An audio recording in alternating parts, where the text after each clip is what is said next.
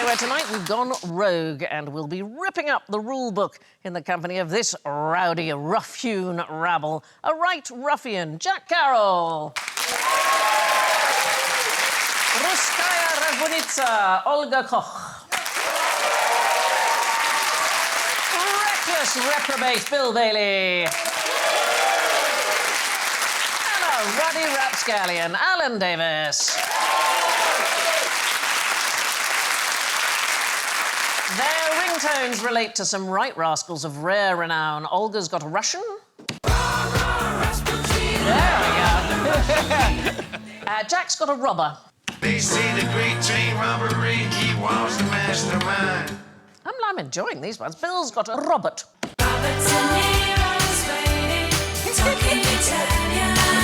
And Alan goes... Rosie and Jim, Rosie and Jim,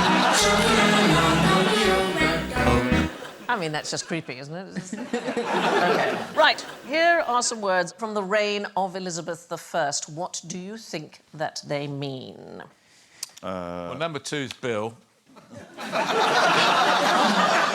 Top trickster. How dare you? Hedge Priest sounds like a 70s rock band, doesn't it? I like the idea of a hedge priest. Yeah. Just jumps out. Want a bit of absolution? Bit of absolution? You want a bit of absolution? Yeah. And cider. Cider, absolution. You're not far off, actually. Really? Weirdly, I know. It's quite close to the truth. Any idea, Olga, all those words? Oh, I've seen all of them on Grindr. Really? Yes. Which one is Grindr, darling? Is that... The gay one. Oh, right. I don't know. It's a dating app. Yeah. It's a... I mean, dating. Dating's a loose term. Really? Yes, I don't think dating. Oh, really? I don't think it's like, would you like to go take a turn around Yes. the park? Yes. No. Are you saying they are kind of wrong-uns? Yes. Are they rascals? It's a collective of Tudor rogues, is the thing. So they were recorded by a marvellous man called Robert Greene. He wrote a book called A Notable Discovery of Cozenage. Ooh. Yes, and it kicked off an absolute craze of people having guides to beggars and other sort of vagabonds. It became known as rogue literature. And we don't really know why it was called cozenage, but cousin seemed to be a word for a wrong-un. A rascal. So somebody's trying to elicit money from you under false pretenses. It's a con man. A con man. Yeah, so let's go back to the list and have a quick look. Now, you mentioned hedge priest. So medieval priests were paid by tithes, but supposing you couldn't afford to pay the priest... Yes. This would be an itinerant preacher who was willing to do the ceremonies that you might want, was willing to marry you, was willing to bury you. What I like is that they reinterpreted the vow till death us do part, and a couple could separate if they just stood over a dead animal in the road. Step lightly over this badger and all will be well. Yeah, exactly that. I think if I was a trickster, though, I'd pick a more subtle name than counterfeit crank. What do you think a counterfeit crank might do?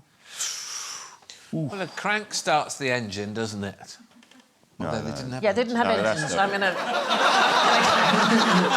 Yeah, no engines, so no, not that. crank. Well, No. crank like cranky, so he's like doing crimes, but he's not happy about it. Well, he certainly is not happy in his look A because... little bit crazy. Yes, A crazy counterfeiter. A pretend crank. It's a pretend crank, so it's somebody who pretends that they've got something wrong with them. Oh, right. There was a particular one called a clapper dudgeon, and they used to, it's very unpleasant, create superficial wounds by rubbing a mix of lime and soda and iron rust, and it caused sort of blisters and sores, and then you would trick people. The other way of tricking them, of course, was to cut the festering arm or leg off a corpse, you know, perhaps from a handy gibbet. Yes. And then pretend it was yours. Oh, just sort of have it stuck to your Well, you arm. could lie on the ground with a blanket With and a stick the blanket. nasty... And to what end, Sandy, would you to do get people to give you Get money. money. To feel sorry for them. I'm dying at one limb at a time. Yeah. Yeah. And you'd have to remember to not just pick it up with your good hand as well. Yeah. Like, oh, thank you very much. Can you put it right into the hand? Yeah. What else? Come on, Jack, you pick one. Well, nips and foists sound like something a plumber would overcharge you to fix. Yeah. Oh, that's your nips and foists, right? Yeah. Well, ooh, that's going to set you back a bit. All right, Yes. Nip. Yeah. £40 a nip, isn't it? Really? Yeah. Nips and foists, names for pickpockets. So a nip used a knife to cut open a purse and catch the contents, and a foist dips their hand into the... Surely that's a cut purse. Is another name for it. In fact, there's a very famous play called Mole Cut Purse. Olga, you pick one. What have we got left? Crossbiter. Do you want to have that one? A crossbiter. I mean, who would like eat like a vampire? It's a vampire. Somebody pretending to be a vampire. Yeah, they hate Jesus. They're like, oh, let's get rid of this. It was a common con. People who pretended to be vampires and hate Jesus. Yeah. No, so it's a rogue, obviously, who Yes. poses as a prostitute's drunken husband. Oh, that'll. Yeah, that Burst into the room. What are you doing? Oh, no, it's the prostitute. Yeah. The sex worker's husband, Sandy. Sorry. Sex worker's Yeah, we're Tudor times, darling. Prostitute's absolutely fine. And the last one is Bear Top Trickster. Bear top trickster. Someone without a hat, Someone who does some sort of, yeah, again, like a nipple hat. nipple. What are you doing? I mean, somebody with their top off Yes. doing tricks. With Juggling. Juggling. Woo! Woo! Hey. Yeah. No. It's like, look here, and then his partner goes and does some bad stuff. Yes, it is exactly right.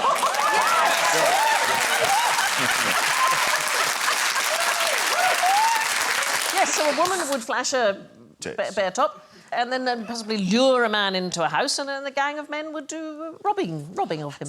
Really? Yes. But how long is that going to bamboozle a man, though? I mean, how much It's how true much bamboozlement is there in? Hey, I mean, an hour, just yeah. Keep going. That's great.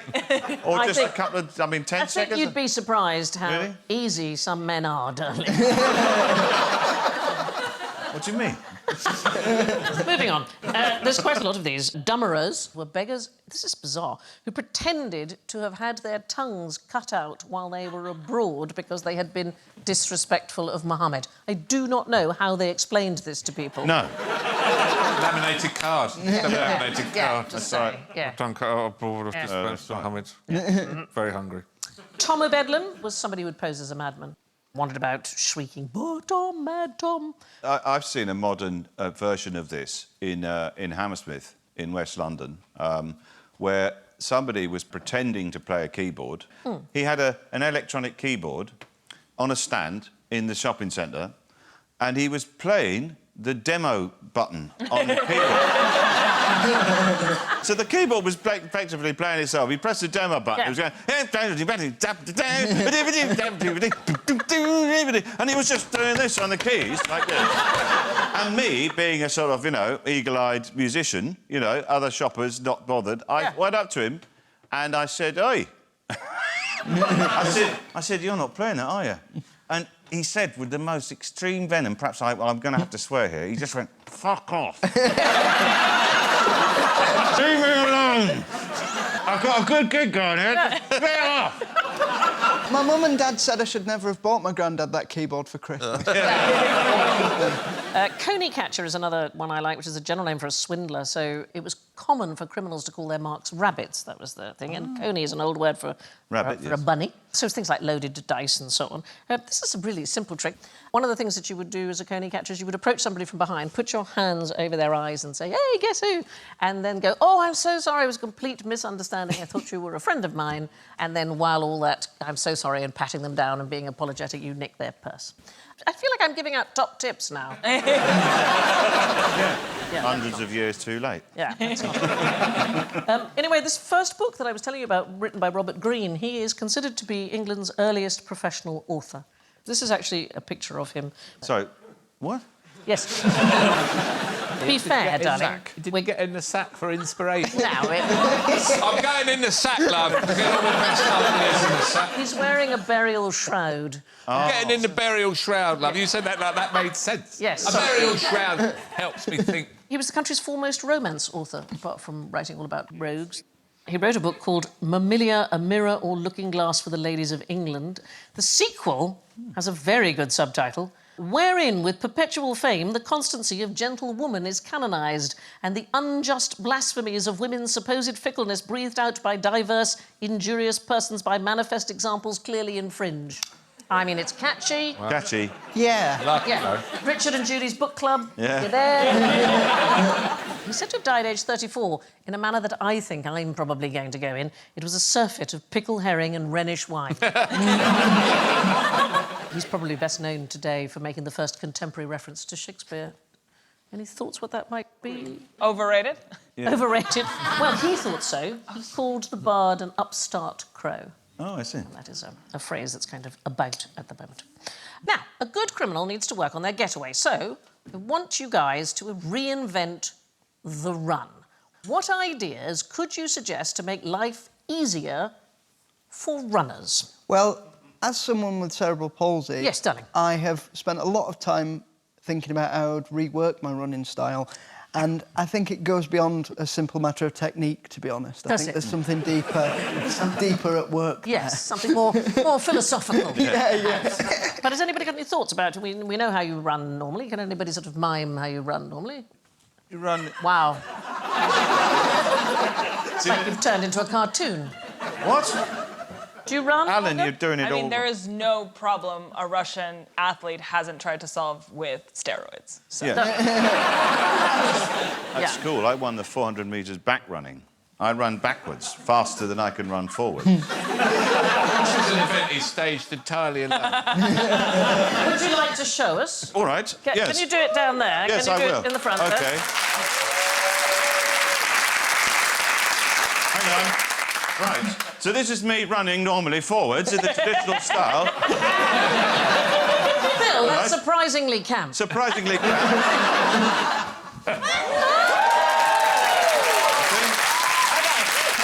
So there was a study done at Harvard University, a man called Andrew Yegin, and what he found was that walking with completely straight arms was more efficient than walking... What, like this? Yes.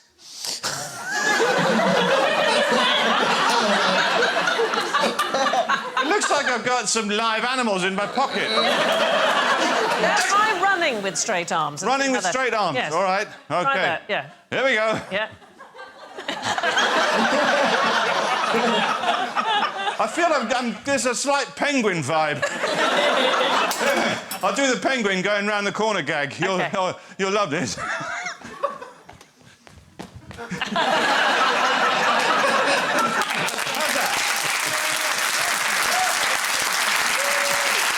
That's marvellous. So this study, which was in 2019, what he discovered is that running with straight arms instead of them bent makes no difference, actually, to the speed or the efficiency. So they gave everybody oxygen masks and asked them to walk and run on treadmills trying these things, because obviously if you use more energy, you're going to need more oxygen. Yes. Walking with straight arms, actually more efficient, uses 11% less oxygen than walking with bent arms. And when it came to running, it made no difference, really, in terms of oxygen consumption. So the truth is, we don't really know why we run with bent arms.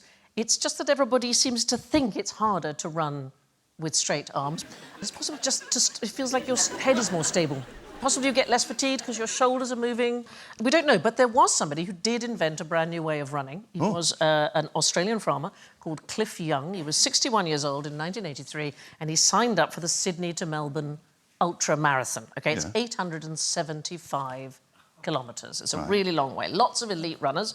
And he turned up at the start in overalls and Wellingtons over his work boots, right? And everybody left. They ran off, and obviously he was left behind, poor old Cliff Young. And everybody knew that a race like this was going to take 6 days, so the best strategy was to run for 18 hours and sleep for 6. He didn't sleep. Every day, he got closer to the elite athletes before he finally overtook them on the last day and broke the race record of 5 days, 15 hours and 4 minutes. And now, almost nobody sleeps during ultra marathons, and the young shuffle, as it's known, has been adopted by ultra marathon runners across the world because it expends less energy. So he invented a new way of running. I guess I just wonder, like, can anyone reinvent running? Can I show up and just drive a car? Yeah. Yeah, I think that's... Watch this. Yes, guys. yeah. I'm going to take the bus. I've got wheels. Yeah, we're going to sort this out. Well, they are constantly trying to find new ways of running. So Alphabet/Google's AI company, DeepMind, they tried to challenge the computer to see if it could learn a different way of running. And they used sort of virtual rewards and punishments to get the computer to see if there was a better way of moving. I have to say, it's very bizarre. Yeah. And if this was how you run, well, I think I would have fallen over immediately, but this is... this is the computer reckoned. This is how the computer reckoned... I mean, I run a bit like that. Fell over. in the middle of... It's fallen over again. Well, the idea was that you're training the computer, and every time it fails, it has to start again. So it was a series of trying. But this, I love. I mean, that's. Maybe you're right, Al. It's that. Yeah. There's a sort of... there is a sort of angry Benny Hill vibe to that. Yes, there was. I love this a new attitude to physical sport. When swimming, for example, I very much adopt the style of the Queen Mary coming into port when I so it's very. I'm much more as if someone dropped a toaster in the bath. I'm very much more sort of... Anyway, the video looks very odd, but it is apparently the computer trying to find the most efficient way of moving. How extraordinary. And it's a good technique because one day it may help us to teach robots to navigate sort of unfamiliar and difficult They're just- terrain. Watch Usain Bolt and think that's probably how you run. Right. Since we're giving everybody the runaround, here is a question for you. How did Olga use a pigeon to wreak her revenge? Do you know? Me? This? Yes. Is Well, this not you? you, but a namesake. Oh, I have an idea. Okay. The only other Olga I'm competing with on Google search, which I check every day, is the woman who brought Christianity to Russia. Okay, and what can you tell me about her? I know how her husband was killed, and that wasn't pretty. Go on then. So they took two birch trees and they bent them, and then they tied his legs to each tree, and then they let the trees go. Yeah, that is So correct. sorry. oh my God. Yeah, He was attached yeah. to both. I mean, not for long. No. No. So he was rent asunder. Yes. By a neighbouring tribe, the Drevlians, and she was terribly unhappy. So she decided to get revenge. Terrible. So this is the Russian saint Olga.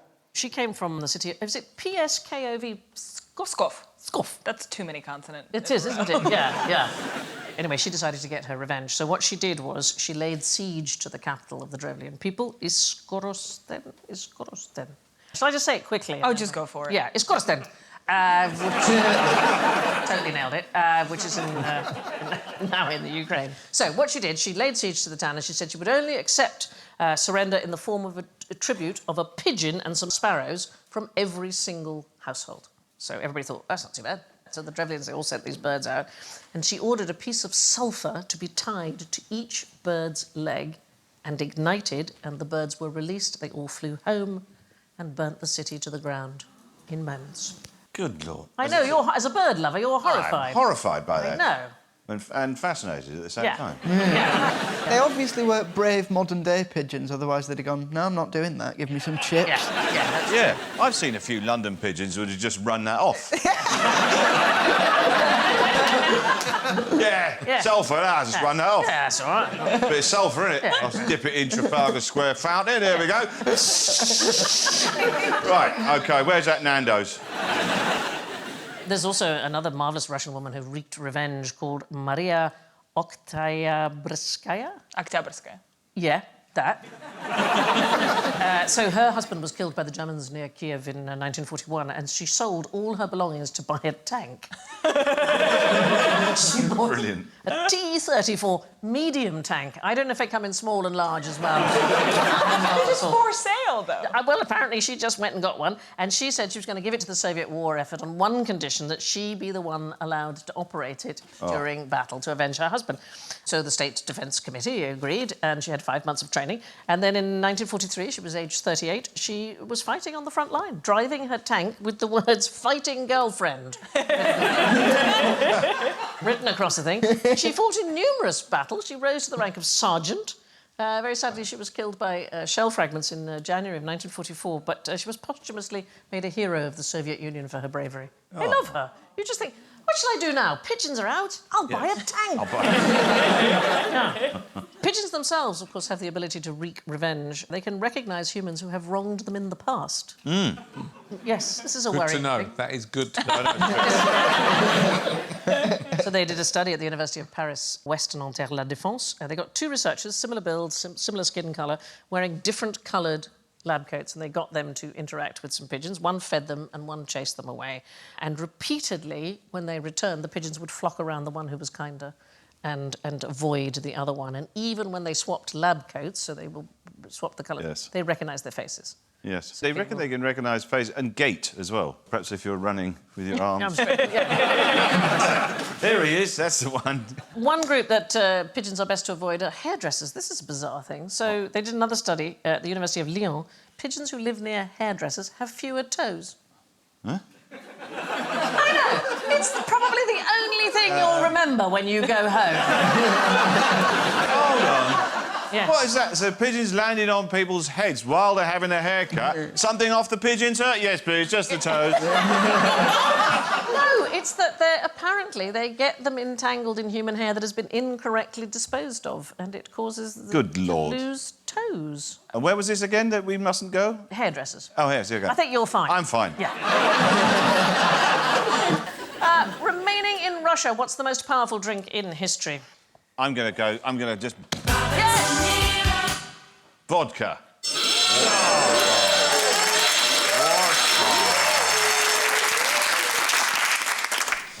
I love vodka, actually. Do you like... I like vodka because it says so much about Russian people. Like, Russian people bit into a raw potato and we really were like, this is amazing, but can we make it liquid and ruin our lives? Vodka is... Well, it's great because it doesn't really have a great deal of taste, but it does...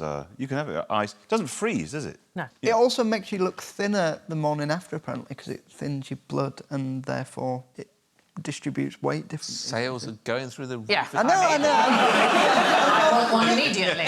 Well, what the aim is to totally dehydrate. So the most powerful drink in history is not vodka, Oh. it is Pepsi. So for a very brief time in 1990, the 6th largest military fleet in the world was owned and commanded by Pepsi.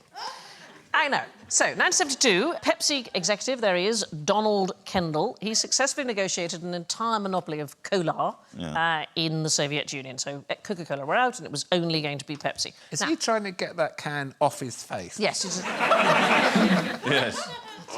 His eyebrows again. So the ruble wasn't worth very much money internationally at the time, and anyway, the Kremlin forbid the foreign sale of rubles. So a deal was struck initially where Pepsi Cola syrup was swapped for mountains of Soviet vodka. That deal lasted until 1990, when Pepsi decided that vodka was not enough payment. So Russia agreed a $3 billion deal that everything would be paid in Soviet warships. The official units in Russia are mountains of vodka and warships. Warships, yes. They got 17 submarines, a frigate, a cruiser and a destroyer for their drink, and they briefly became the 6th most powerful navy in the entire world. And then eBayed the lot. Yeah. They sold it to a Swedish company for scrap. I love, there's a little Swede going, hello, yes, scrap merchant.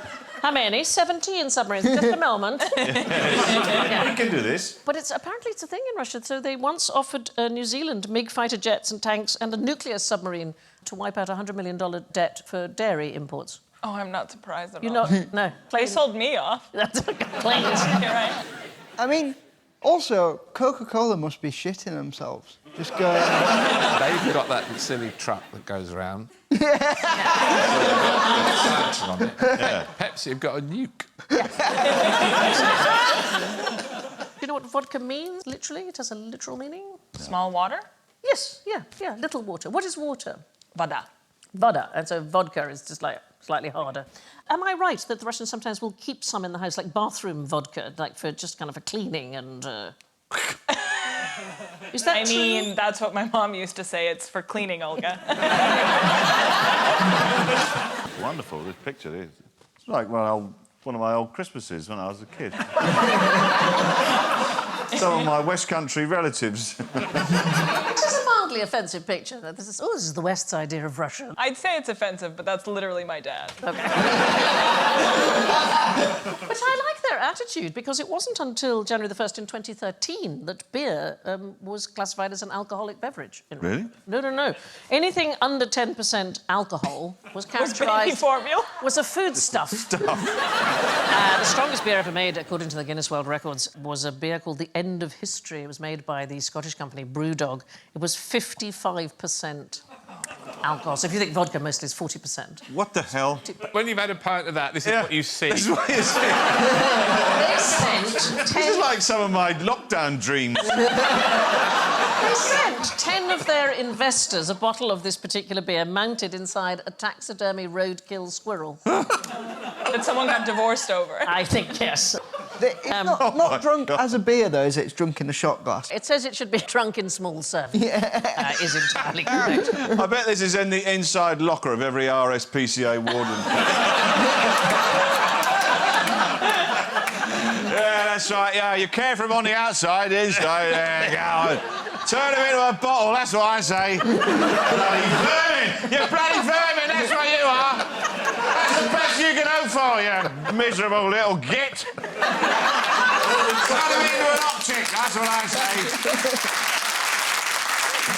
All the taxidermy ideas. Yeah. All the legs turned That's right. into Somebody tried to sell me a utensils. theremin made out of a badger. All right?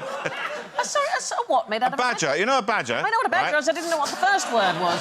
A theremin. You know that it was invented by the Russian radio engineer, Leon Theremin, in 1918. What is it? It's a thing that goes, woo! It's like a pole, and when you go near it, it senses you and makes a noise. Yeah. OK.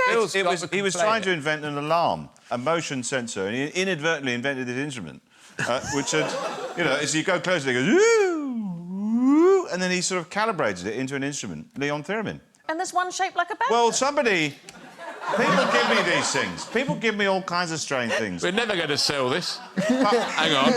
I've been given strange things, but it usually results in penicillin. Well, We know you love the weasel ukulele. I love the weasel ukulele. That's given me ideas. No, somebody knitted me a praying mantis once. That was the strangest thing. But no, the theremin was a stuffed badger on a pole, and you moved your hand closer, it went, ooh, was one of the most disturbing things I've ever seen. That just reminded me of it there. I totally want a beaver that does that. Do you know? We haven't. Hey,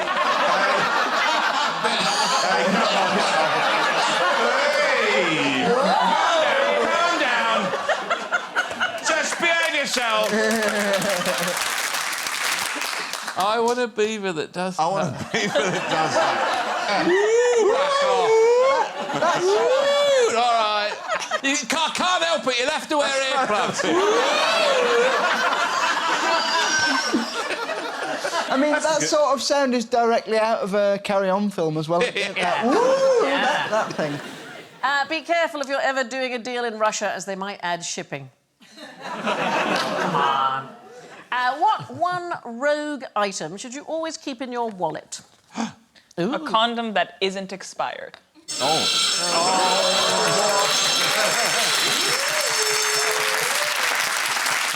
not my area, but why do they go off? Right? I think they go off due to sort of pity. They just go, it's been too long now.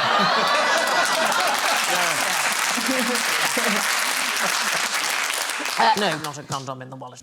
So there was an experiment done in 2009 by Professor Richard Wiseman of the University of Hertfordshire, and his team dropped 240 wallets all around the city of Edinburgh, and each one contained pictures. So some had a really cute picture of a baby, some had a puppy, some had a family portrait, and some had a picture of an elderly couple, and some had no pictures at all. 88% of the wallets with the baby photo in were returned. The puppy, 53%, the family, 48%, the elderly couple, 28%, no photo, 15%. And Professor Wiseman says he always carries a baby photo now. Yeah. In his wallet. Of a human baby. Yes. Yes. A live baby. That would be a weird one to explain away if it's not his baby, though. They bring it to your house, they knock on the door, and you answer the door, and they say, oh, no, that's not you. It is extraordinary what people will decide to return or not. So there's a similar experiment led by University of Michigan professor Alain Cohn. They distributed 17,000 allegedly lost wallets in more than 350 different cities across 40 countries. OK, some of them had no money in them at all. Others had the local currency equivalent of $13.45, and they wanted to see who would send the money back. So let's have a look. Which of these wallets do you think are most likely to be returned? Is it the empty wallet? Is it the one which has got a little bit of money in it, or the one that is absolutely jam-packed with money? I would say the one that's jam-packed with money, because people feel like there might be some legal ramification if they stole that one. Well, you're absolutely right. Good. So the assumption of Cohen and his team was that the one with lots of money in it, people would be the least likely to return it. And in fact, they did a survey of 250 economists, and they all agreed, definitely, the one with lots of money in it, not going to be the one that gets returned, which shows you what economists know about money. So 72% of the ones filled with cash were returned. 61% gave back a little bit of money, and 46% gave back the empty wallet. So I think people are nicer. Generally good. Do you remember the Lost Property Office? At railway station. Yes, there used to be an office, didn't there? And you could go and see if somebody found your leg. The numbers are absolutely staggering. Number of umbrellas, Yeah. public transport, and phones in handbags. Like 1,000. I reckon a pigeon's gone there to look for one of its legs. Anyway, no police force in England and Wales handles lost property anymore. It's not a thing. It stopped in 2017. They'll accept anything with personal data on it, so a phone or a But computer. anything else, what they do is just incinerate it. They just don't have anything to do with it. They'll accept money and pornography. Money, pornography, drugs. Anybody? Passports, anything linked to crime, but nothing else will. They won't take anything else in. You're sort of responsible for it if you find it. They won't take So they won't touch it even now, perhaps. They'll just travel on the trains for eternity, just back and Yes, forth. backwards and forwards, Till someone umbrellas. claims it. Yeah. But the police are not. It's not a thing. They don't. I got off a train once and left my bag on it. It's not my best anecdote, Sandy, I'll give you that. It's not bad. I thought it was strong. I thought Left it the was strong. train, Yeah. left a bag on a train. Yeah. Once I was in a double act and only one of us got on the train and did the gig. So, you know, the rest is history. No, I'm just saying... Who was your double act? yeah, Martin. Yeah, he was a lovely fella. Is he still doing the? Yeah, no, not doing the old... not doing the comedy, no. No. And you? Me, yeah. I've kept going with it. I've tried, you know, Just checking. plugged away. Bill and I First realised couple of years, he'd look to his left and there was no one nobody there. was down in there. We realised, Bill and I, the last time we gigged together was in a church, which seems very unlikely. Oh, gosh, yes. That's right. Did you do any cross-biting? Yeah, loads of cross-biting, and I finished off with the bear top. And then for a finale, she went,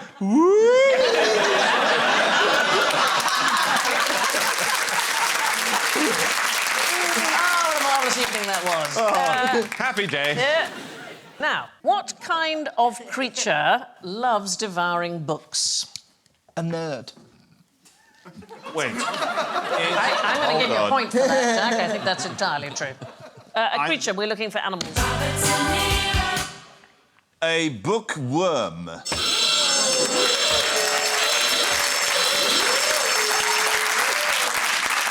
Which is incorrect because... But because worms can't read. No, there's no such thing. Oh. Yeah. What? Mostly it's beetles, things that eat books. Beetles are at their hungriest and most destructive at the larval stage. I have to be honest, they do look a bit like worms at that point. And this is what I like. Each species of book-eating beetle has a different appetite. Oh. Yeah, so some of them like vellums, others favour paper, some like the bindings leather, some like glue. A little bit of romance. Little bit of science fiction, yeah. It's like reading James Joyce or something, like a really difficult meal for them. Like, Or it's like really low, really chipper work. I've just had a couple of lines of poetry. I'm banging. I'm out for a night out. They have been known to burrow a single hole through a 27-volume work. So Oh, that's annoying, isn't it? I know. Whole set. all the way through. Little shit. So there are several ways of getting rid of them. One is to snap freeze the infested books. Yes.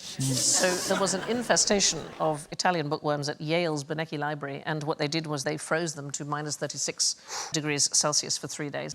But there's two marvellous libraries in Portugal, 18th century libraries, and they have a fantastic, I think rather lo-fi bug prevention system. They have resident bats. So the Biblioteca Joanina at the University of Coimbra and the Palace Library in the Palace of Mafra. This is the Palace Library at the Palace of Mafra. Isn't it stunning? Absolutely Lord. stunning. Opened in 1755, and the bats live behind the bookcases. In these rather ornate reading rooms. And they set the bats free every night and they eat all the insects, the bibliopests. But did they not? They shit everywhere. Well, so what they have to do is they have to about put the animal guana? skins all over all of the furniture and then they have to de-poo it in the morning to get rid of all the I mean, back poo. surely there's more work there than there's... I mean, really? These are very, very rare books that cannot be eaten. Wow, there's a weird sentence. These are... oh, this is a very rare book. This cannot be eaten. This cannot be eaten. Yeah. No. Have they Do not thought eat. about getting new copies of all the books? Can't eat a Kindle, so... Probably do that whole library in one One pad. Kindle. Yeah. Really? On a USB stick. I mean, how beautiful would that be? Still have the ornate architecture, just as one shelf with a USB on it. Now, what is the most extreme way anyone's ever avoided having sex? By saying, come to this library with a load of bats in. Any kind of self-mutilation involved? You're saying that you take one testicle and strap it to one sapling, and then you take another testicle and you strap it to another sapling, and... Boing! We're talking about creatures, Creatures. rather than... Or animals. OK, so something that animals do to prevent having sex. Avoid, yeah. with So other animals. we are in the world of dragonflies. I don't know if any of you have noticed, there's been a huge influx of dragonflies in the UK this last year. Is that a 69? Yeah, not strictly. It's quite difficult. Quite a high number. Yeah. It's quite hard to work out who's it's a doing heart, what isn't to it? who It's a there. beautiful heart. Yeah, it's... One of them saying, "Get off me, Yeah. you bastard." Yeah. Well, that is in fact correct, because that is one of the things that the female dragonfly will do. So, this is a study by a man called Rasim Khalifa, a zoologist from the University of Zurich. So, female dragonflies, the ones that are known as the common hawker, pretend to be dead while being pursued by a male in order to avoid amorous attention. Well, this is something that I've seen frequently. It's called thanatosis. It's Greek for putting to death, and it is a way of avoiding sex, is to pretend To be dead. that you are dead. Yeah. So, Might not You put know what the everyone word off. for it. I knew it. so what usually happens is after mating, most male dragonflies will guard their partner, but this particular species, which is known as the Ashna junkia, they just fly off and they allow the female to be harassed by other males. But if another male tries to mate with her at that point, as she's had sex already, her reproductive tract might be damaged, or she could even be drowned by an aggressive male because they spend a lot of time on the water. And so to avoid this, they go into the undergrowth and lie motionless on their backs, and the amorous male gives up and goes away. I know. That is an extraordinary picture, isn't it? It is. It's beautiful, actually. Yeah. It's stunning. It is astonishing, the whole insect world. Years ago, we talked about a male arachnid who gives a gift to a female to allow him to mate with her, but the gift is often fake, and she doesn't realise until he's had his way and scarpered. The bare-top prankster.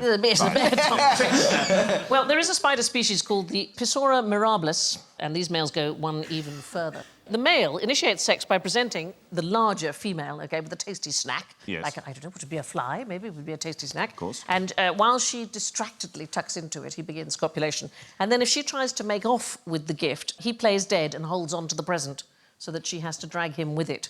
And I know. And then when she stops, he springs back to life and has another go at it. I've seen a version of that very late night near a bus stop with a kebab.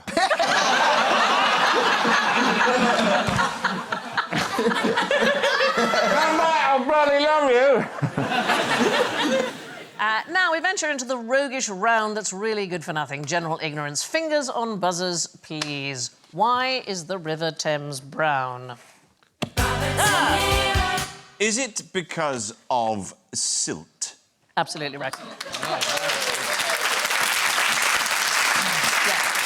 Tidal currents. So it's nothing to do with pollution, which you might think. It's silt and sand. There was a time when a lot of waste flowed directly into the Thames. In fact, in 1957, the Natural History Museum declared the Thames was biologically dead. And it had become a sort of foul-smelling drain. But a new modern system of sewage was put in the 1960s, and today it's said to be one of the cleanest rivers in the world. 138 seal pups counted in 2018. You wouldn't want to drink a cup of it, though, would you? You wouldn't want to drink a cup of it. But I had to do some filming, and I was standing on the very top of the O2, which we can see there. I took a photograph. There was a seal. I mean, it's not a very good photograph because it was miles and miles away. But I could see about 6 seals from where I was at the top of the O2. There's a colony of seals living at Teddington Lock. Is there? Yes, there's porpoise, dolphin and whale I've seen in the Thames when I've been paddleboarding. I mean, that's not to say there isn't shed loads of rubbish in the Thames. Corpses. Yeah, Port of London. Well, they reckon about a corpse a week in the Thames. Oh, We're just trying to avoid sex. I know. The Port of London Authority removes about 200 tonnes of rubbish from the river every year. In just one day in 2019, the PLA removed 70 tangled trolleys that were spotted clumped together at low tide. I mean, look at that. I know. That's beautiful. And 60% of the rubbish is single-use plastic. So, Yes. you know. Please use a reusable bottle, people. OK. The colour of the Thames is mostly down to silt. There is still some pollution in there, but mentioning that just muddies the water. Right. What is this wave called? Big. Freak. It's a freak wave. It's not a tidal wave. Massive wave, big Massive wave, storm freak. wave, wall Look of out. water. A lookout. A buttock clench. A trouser filler. A surfer drowner. An absolute bloody Begins with shitstormer. R. A rascally rogue. A rogue Oh, wave. a rogue wave. A Oh, rogue what are you wave. saying? So tidal waves occur in shallow water, right? Yes. They're caused by gravitational interactions between the sun and the moon and the earth. Tsunamis are giant waves caused by... Tectonic shifts. Yeah, so Under the undersea sea. earthquakes and volcanic eruptions and so on. The thing here, this is a rogue wave. They are sometimes called freak waves. They are mountainous swells. We just don't know why. Is it one of those? We don't really know why. What defines them? They have to be twice the height of more than a Richard third Osman. of the waves in the air. And they appear really suddenly. I mean, they're unbelievably dangerous for shipping. And for centuries, people thought it was an exaggeration by sailors that no such thing really existed. Then on New Year's Day in 1995, an enormous wave smashed into the Draupner oil platform, which is just off the coast of Norway. And it was recorded at an astonishing 85 feet from trough to peak. And it was the standard assumption was that these waves maybe happened once every 10,000 years or something. Did it knock it over? Were they all No, right? everybody was absolutely fine, yeah. But they analysed about 30,000 satellite images over a 3-week period in 2003, and they discovered 10 waves around the world that had reached that height. So it is not quite as freaky as you thought, and nobody knows how they're created. According to Peter Challoner of the National Oceanographic Centre in Southampton, people have been working actively on this for the past 50 years at least. We don't even have the start of a theory. I'm just imagining a load of scientists on surfboards going, oh, shit! This is one. Definitely one. It reminds me of one of those Japanese prints, you know, those sort of prints of the... Beautiful. And that's my phone case, actually, is that painting, that Japanese painting. Is it of the really? wave, yeah. So that's consumerism for you. Yeah. Right there. Yeah. It turns out rogue waves aren't tall stories, but are stories tall. All of which brings us to the final scores. In fourth place, the villain of tonight's piece, with -29, is Alan. In third place, with -8, it's Bill. In second place, with -6, it's Olga. But sneaking into first place, an absolutely quizzy rascal with 4+ points, it's Jack.